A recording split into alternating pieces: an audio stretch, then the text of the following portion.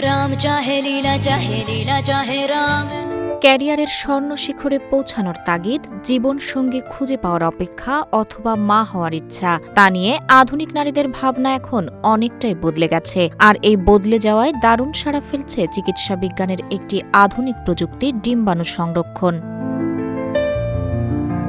বিশেষ করে গ্ল্যামার ওয়ার্ল্ডের ব্যস্ত জীবন সামলে ভবিষ্যতে মাতৃত্বের স্বাদ নিশ্চিত করতে বলিউড তারকারা এখন বেছে নিচ্ছেন এই পথ। প্রিয়াঙ্কা চোপড়া থেকে শুরু করে কৃতি শ্যানন কিংবা একতা কাপুর, তালিকায় আছেন প্রথম সারির অনেকেই।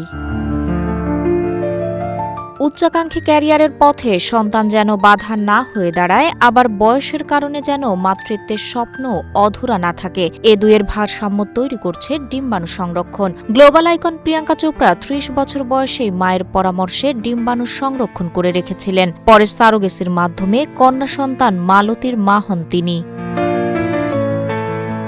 একই পথে হেঁটেছেন জাতীয় চলচ্চিত্র পুরস্কারপ্রাপ্ত অভিনেত্রী কৃতি শ্যাননও। জীবন অবাক না করলে কে করবে? 28% মিল্ক ফ্যাটের অবাক করার সাথে ফ্রেশ মিল্ক পাউডার। জীবন অবাক করুক প্রতিদিন। 2021 সালে মিমি সিনেমা করার সময় নিজের ডিম্বাণু ফ্রিজ করার সিদ্ধান্ত নেন তিনি। কৃতির মতে, নিজের শরীর ও ভবিষ্যৎ নিয়ে এমন দায়িত্বশীল সিদ্ধান্ত নেওয়ার পূর্ণ অধিকার প্রতিটি নারীর রয়েছে।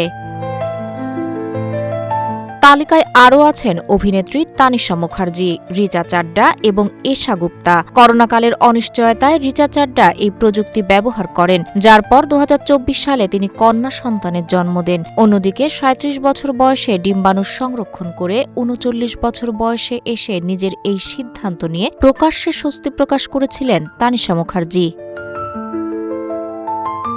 বলিউডের কুইন প্রযোজক একতা কাপুরের গল্পটা আরও অনুপ্রেরণাদায়ক। বিয়ের পিঁড়িতে না বসেও 2019 সালে সারোগেসির মাধ্যমে এক পুত্র সন্তানের মা হন তিনি। আর এর পেছনের মূল ভিত্তি ছিল বহু বছর আগেই তার করে রাখা সেই ডিম্বাণু সংরক্ষণ।